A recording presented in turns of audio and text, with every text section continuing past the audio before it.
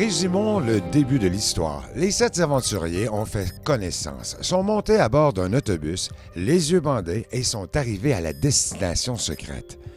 Alors qu'ils spéculaient sur l'endroit où ils pouvaient bien se trouver, le reste des membres de l'équipe de production les ont rejoints et tous ont embarqué dans les véhicules motorisés pour se diriger au cœur de la forêt sauvage des Laurentides, puis s'engager dans le sentier pédestre qui les mène vers le lieu du tournage. Après avoir fait la rencontre de Cassandra, Maxime et Jean-Rémy, voici les 4 autres candidats, Justine, Gilbert, Simon et Jessica. Salut, je m'appelle Jessica Humphreys. J'habite à Mont-Tremblant à peu près depuis 20 ans. Je suis une femme qui est passionnée de la nature. De formation, je suis enseignante, alors j'adore enseigner et surtout le domaine du sport. Alors, j'ai combiné mes passions et aussi mes formations et je suis entrepreneur depuis 20 ans et je donne des cours de conditionnement physique et de yoga en connexion avec la nature. Alors, je suis une femme qui aime beaucoup les défis. Alors, pour moi, faire survie en forêt, c'est un défi pour moi, pas être en nature, parce que moi, je peux être en nature toute la journée. J'aime vraiment connecter avec la nature, aider les gens à reconnecter avec la nature. Mais c'est plus le soir. Alors, moi, j'ai un slogan, j'aime bien le jour au grand air, le soir au grand luxe. Puis... Oui, je sais, c'est drôle, mais le soir, j'aime ça, prendre une bonne douche chaude. J'aime bien avoir un lit confortable pour les gens qui me connaissent. Là, tous mes clients, là, je sais, vous êtes en train de rire, maintenant vous me connaissez. Mais ça va être un défi pour moi de dormir dans plus... ça fait même pas une tente, là. C'est de dormir plus en nature, mais je veux trouver le plaisir dans ça. C'est vraiment ça mon but. Tous les défis, tous les skills que je vais apprendre, c'est bûcher le bois, faire le feu sans allumette, sortir de ma zone de confort va faire que je vais avoir des nouveaux skills que je peux apporter. Puis j'aime ça, apprendre. Alors, j'ai toujours été une fille qui aime apprendre. J'adore pas trop lire et dans les livres, moi, j'aime vraiment être sur le terrain. Alors, la façon que j'apprends, c'est en le faisant. Alors, pour moi, être ici, là, je ne vais pas juste lire comment faire les nœuds ou comment couper le bois. Je vais le faire en le faisant l'expérience. Puis, quand j'étais plus jeune, j'aimais toujours courir nu-pieds. J'ai toujours eu cette connexion avec la nature qui était vraiment profonde. Courir dans le bois, aller faire même des petites cabanes, des abris. Mais c'était le jour. C'était correct. Le soir, je ne couchais pas dedans. Je m'amusais le jour à les faire. Alors, ouais, c'est ça. Une profonde connexion avec la nature, c'est vraiment moi. Présentement, dans ma vie, je suis récemment divorcée. Alors, la dernière année, j'étais célibataire, puis c'était vraiment un bon moment pour moi de reconnecter avec moi-même. Alors, ce défi, c'est aussi pour moi, pour apprendre des nouvelles choses, mais aussi de voir comment est-ce que moi, je peux sortir de ma zone de confort et de m'améliorer, mais surtout de trouver du plaisir dans tout ce que je fais. Dans n'importe quoi dans la vie, on peut voir le négatif, on peut voir le positif. Moi, j'essaie de trouver le positif dans des choses. Alors, s'il y a quelqu'un ou s'il y a des sons que j'aime un petit peu moins, mais c'est de juste trouver le bon point, juste quelque chose, gratitude, un point positif, puis ça va te mettre sur une autre fréquence qui va te dire « Ah, OK, je peux accueillir plus ». La façon que je le fais, c'est en le faisant. Puis, puis là, les gens voient « Ah, elle est plus calme dans cette situation », puis j'essaie d'apporter cette énergie autour pour aider les autres à « OK, c'est une situation qui est difficile, voyons le positif dedans ». Des fois, on veut pas voir le positif, puis c'est correct, je comprends, mais des fois, on est juste comme « Ah, OK, mais finalement, tu vois-tu les rayons de soleil? Ah ouais, c'est vrai, c'est chaud, ou t'as-tu vu l'arbre, ou t'as-tu vu le chevreuil passer? Puis là, ça nous met sur une autre fréquence, un autre taux vibratoire, qu'on est comme, on est ouvert à en recevoir plus. Alors, j'espère bien que ma présence va aussi avoir une belle énergie et influence sur mon équipe. J'ai très hâte de voir qui va être sur mon équipe, puis j'ai le goût de voir ça va être quoi nos connaissances différentes, puis comment on va travailler en équipe. À la base, j'ai la formation de Hatha Yoga. Moi, mon yoga, c'est vraiment un yoga qui est dynamique, c'est un flow, mais c'est en connexion avec la nature. C'est ça qui me distingue vraiment. C'est que mes cours sont offerts en plein air à l'année. Et même l'hiver, oui, c'est yoga neige. Il n'y a pas de mauvaise température, il y a juste des mauvaises façons de s'habiller. C'est ça que, normalement, c'est un de mes slogans aussi. Mais le yoga, c'est vraiment, qu'est-ce que j'enseigne, c'est la mobilité, pour que les gens puissent bien bouger. C'est de revenir à nos mouvements de base. À la base, on est un animal. Alors oui, il y a beaucoup de postures qui sont nommées par rapport à des animaux, mais c'est ça. On revient vraiment à notre nature animale. Ça travaille notre force, notre équilibre, mais aussi notre présence. Juste d'être présent avec qu'est-ce qui nous entoure, qu'est-ce qui est à l'intérieur de nous. Ouais. Et aussi notre connexion avec la communauté. Souvent, les gens me posent la question, est-ce que je pratique le yoga à chaque jour? Et oui, mais ça ne veut pas dire que je vais faire un cours de 1h30 ou que je vais écouter une vidéo à chaque jour. Le yoga, c'est une mode de vie. Alors, c'est de ramener à chaque matin ma présence, ma gratitude, la connexion avec mon corps, juste en le bougeant intuitivement, ma respiration. Et oui, quand j'ai le goût, je vais m'installer à un bord d'un lac, je vais faire une belle séance. J'aime pratiquer beaucoup avec mes clients. Alors, quand je donne mes cours, j'aime ça pratiquer avec eux. Mais oui, ma pratique est tout au long de la journée. C'est une vie yogique. J'ai toujours été compétitive, mais de plus que je vieillis, c'est plus la communauté, connexion. Le plus qu'on va travailler en équipe, le plus qu'on va avoir les chances de gagner. Mais je pense que tout le monde va gagner ici. C'est comme tout le monde va repartir avec quelque chose, donc il va gagner. C'est vrai. Moi, c'est Gilbert Leblanc. Je suis retraité et étudiant à temps partiel. J'ai toujours aimé le plein air depuis l'âge de 4 ans ou 5 ans. Avec papa, on nous amenait à la pêche, à la chasse, puis j'ai toujours été près de la nature. Pour moi, la nature, des marches en nature, ça me donne de l'énergie. Même quand j'étais étudiant pendant plusieurs années, j'ai travaillé comme bûcheron à toutes les années, même s'il n'y a personne de mes amis et de la famille qui comprenait pourquoi je faisais ça, mais moi, je le comprenais. C'était ça qui était le plus important. Je suis originaire de la Gaspésie. Je suis déménagé dans l'Outaouais il y a 6 ans passés. Les gens me demandent toujours pourquoi j'ai laissé la Gaspésie. J'ai laissé la Gaspésie pour être près de mes enfants et de mes petits-enfants qui demeurent à Ottawa. Mais la région de l'Outaouais, ou comme ici la région des Laurentides, je trouve que c'est vraiment exceptionnel comme nature, excepté qu'on ne peut pas sentir l'eau salée. C'est ce qui me manque de la Gaspésie. J'ai toujours fait du sport depuis très, très jeune. Me suis jamais rendu dans les professionnels, mais j'ai toujours aimé faire le sport, l'activité physique. Il y a 20 ans passés, j'ai eu une opération à la hanche, j'ai une hanche bionique. C'est pour ça que quand les gens me demandent mon âge, je dis 71, mais il y a un côté gauche qui est plus jeune. Mais ça va bien. La seule sport que j'ai arrêté de jouer depuis mon opération à la hanche, c'est le hockey. J'étais gardien de but, puis c'est pas conseillé de jouer gardien de but avec une hanche d'acier. Mais à part ça, j'ai recommencé il y a 10 ans passés. Mon petit-fils me dit « Grand-papa, viens faire du ski alpin avec nous autres. » Mais j'ai dit « OK, je vais essayer. » J'ai loué un équipement, je suis allé, puis ça a bien été, j'ai pas eu mal à la hanche. Fait que la semaine après, je suis allé m'acheter un équipement de ski alpin. Puis depuis ce temps-là que je fais du ski alpin avec mes enfants puis mes petits-enfants, puis je trouve ça vraiment exceptionnel comme activité. Ton domaine d'études en ce moment, c'est quoi? Le développement régional. OK. Qu'est-ce qui te motive à retourner aux études, à commencer ça? J'ai toujours eu la piqûre des études.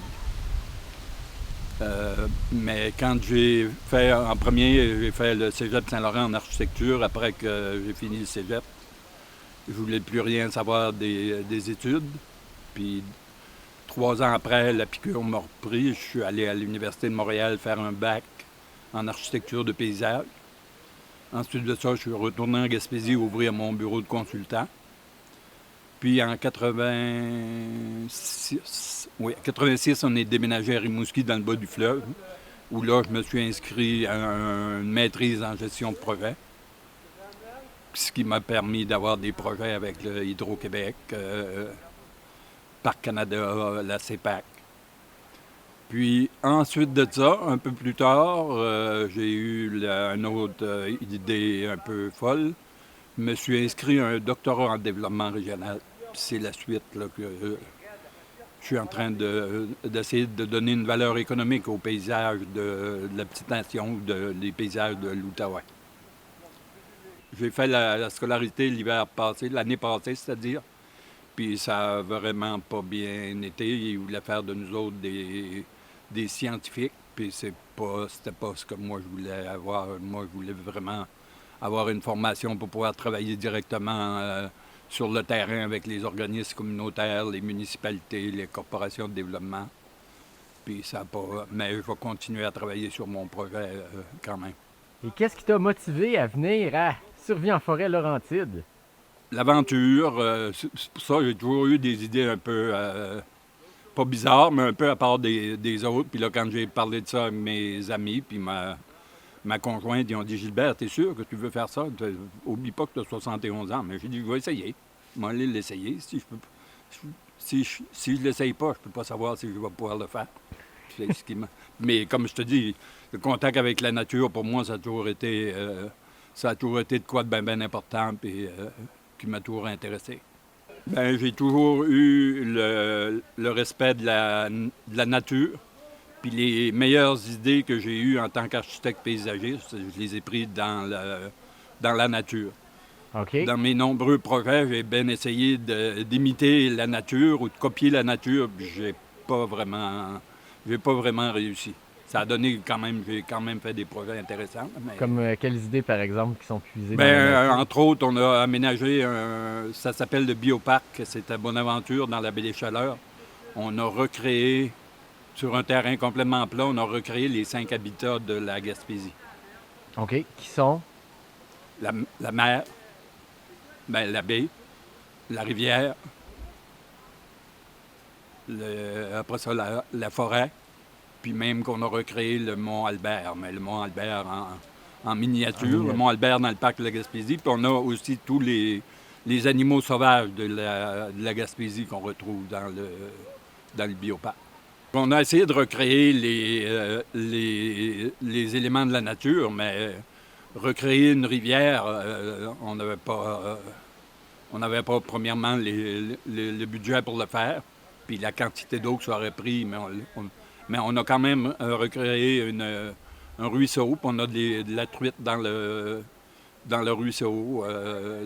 On a comme par exemple le bassin de la baie, on a des phoques. Tous les animaux sauvages qu'on peut retrouver en la Gaspésie, on les a dans le... Puis au niveau de la végétation aussi, on peut y retrouver toute la végétation indigène qu'on peut avoir en Gaspésie. En bâtiment, c'est d'avoir des bâtiments avec des grandes fenestrations, puis d'avoir une ouverture sur... une belle vue, là, une ouverture sur l'extérieur. Ça m'a... Puis avoir aussi... On parle de prolongement du bâtiment à l'extérieur, mais d'avoir des terrasses, des patios, ce qui est toujours... c'est toujours intéressant. Puis même dans je trouverais intéressant d'avoir des écoles de ce genre-là pour que les jeunes aient plus contact avec la nature. Comment tu t'es senti, disons, la veille avant d'arriver ici? Disons que j'ai pas dormi une pleine nuit. Ah non? J'avais hâte d'arriver. Qu'est-ce qu'il y avait qui roulait dans ta tête à ce moment-là? Premièrement, je savais pas à quoi m'attendre, puis j'avais hâte de commencer l'aventure. Super ça. Puis jusqu'à maintenant, comment tu te sens? Je trouve ça... Moi, c'est sûr que physiquement, je trouve ça un peu exigeant, mais moi, ça me donne ça me donne de l'énergie. Le contact avec la nature comme ça m'a toujours donné de l'énergie. Même le petit village où je reste, à Notre-Dame-de-la-Paix, je vais marcher le long de la rivière, puis ça aussi, ça me donne même si je suis pas en pleine forêt, ça me donne de l'énergie aussi. L'eau m'a toujours été inspirant pour moi aussi, là. Les lacs, les rivières, les chutes d'eau, ça a toujours été inspirant pour moi.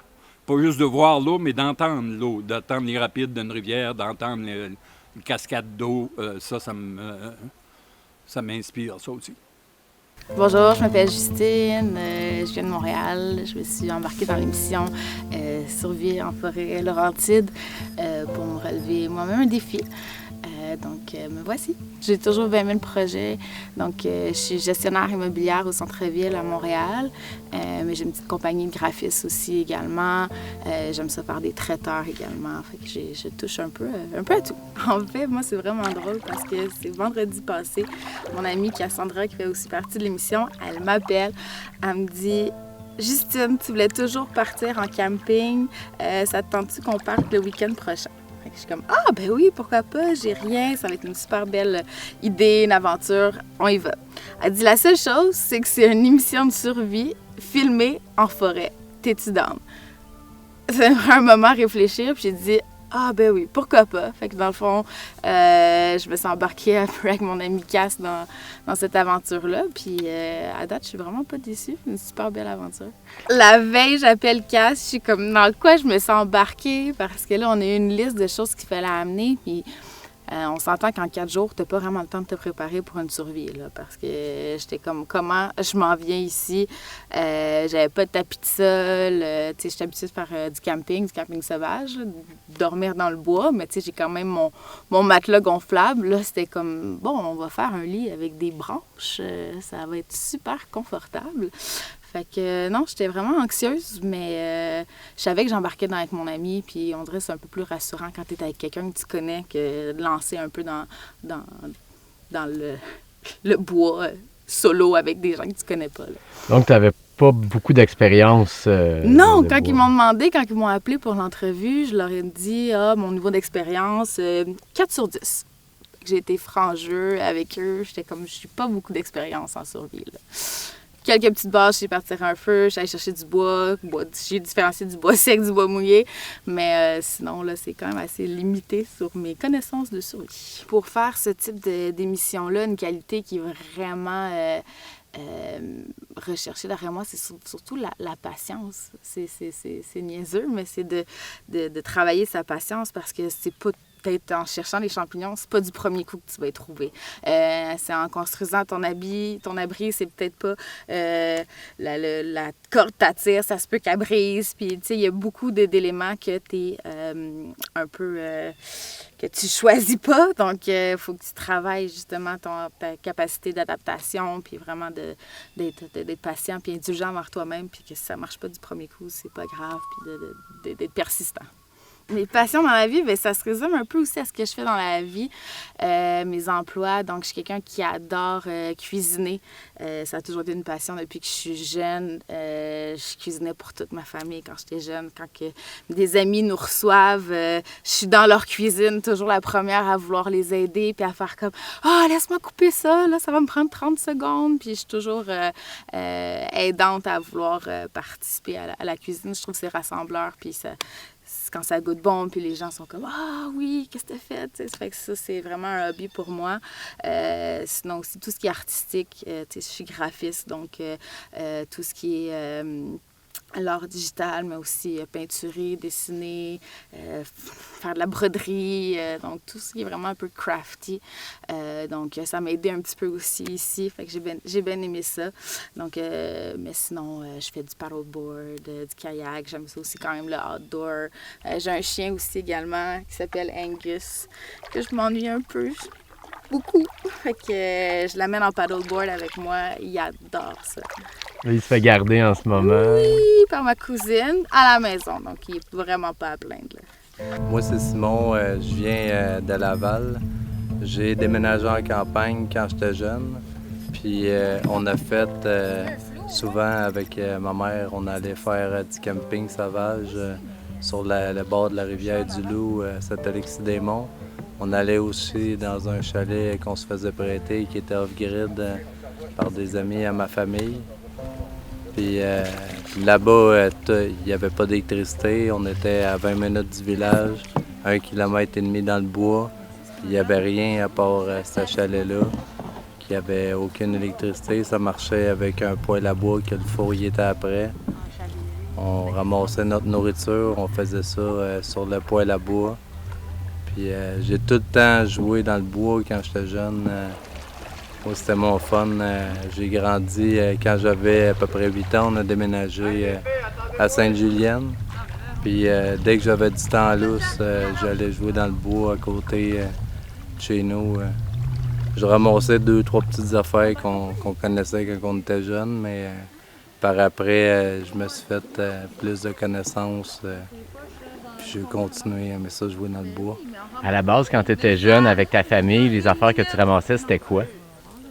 C'était des bois, des petites affaires de même, des fraises, des bleuets. On allait souvent au bleuet à Saint-Alexis-des-Monts. Des affaires facilement reconnaissables qu'on allait ramasser en grande quantité pour faire des confitures et des tartes à la maison. Là. C'est à quel âge que tu as commencé à plus approfondir les connaissances? Je dirais, là, 5 ans à peu près. Je me suis comme plus poussé là-dedans.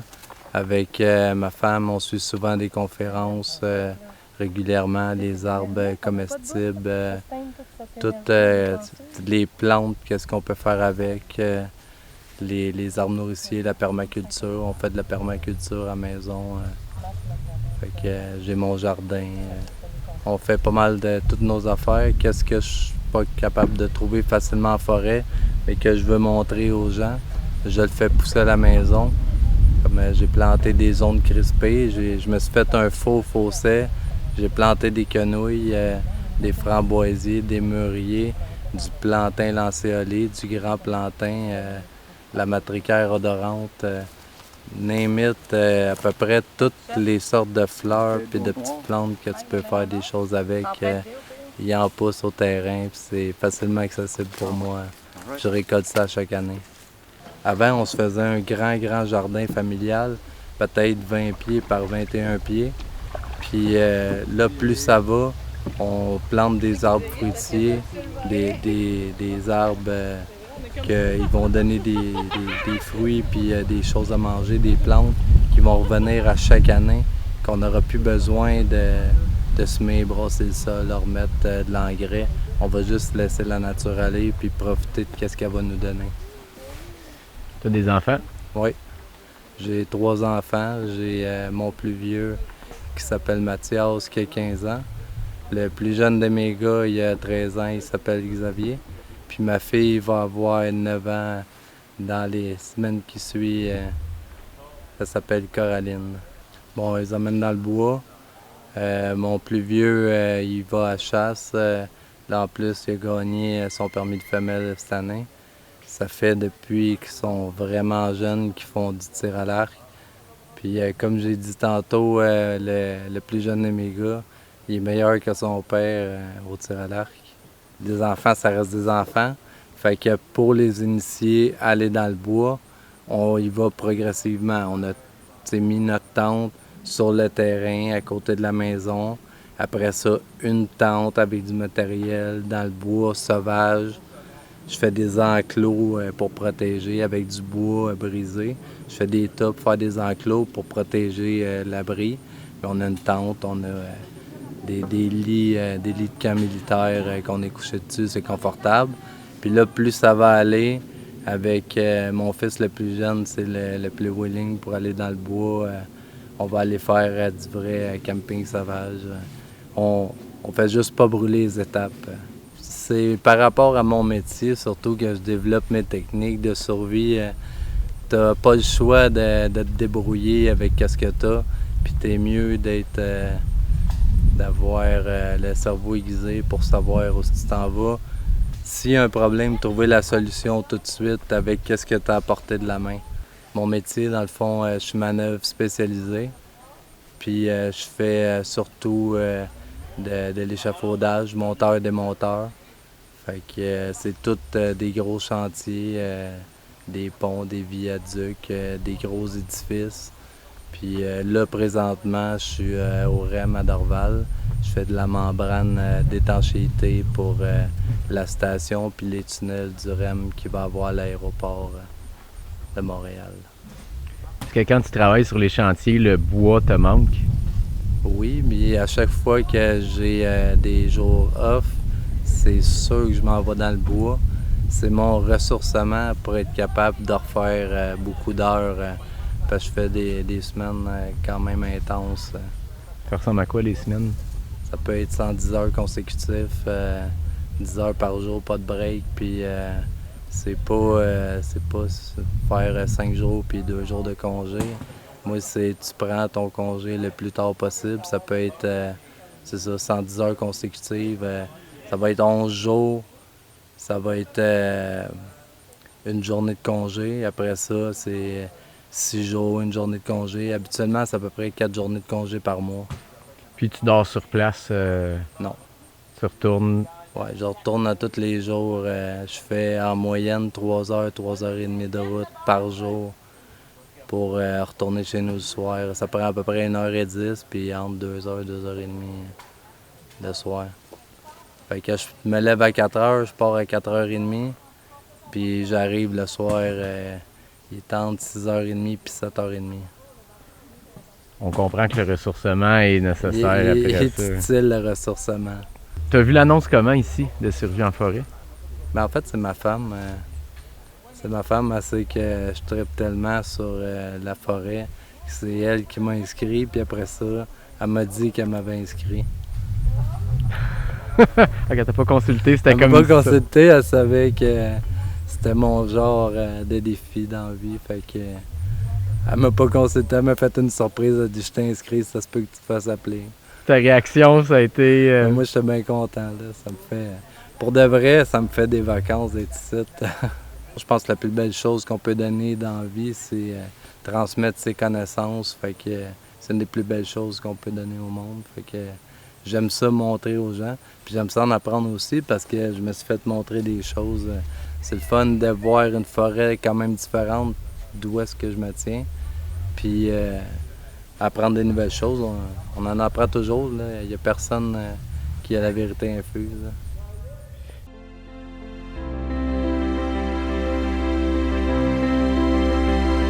Voilà pour les présentations. Dès le prochain épisode, l'action commence pour vrai. Nous aurons l'occasion de vivre plusieurs émotions fortes alors que les équipes seront formées pour le tout premier jeu de l'aventure. À bientôt.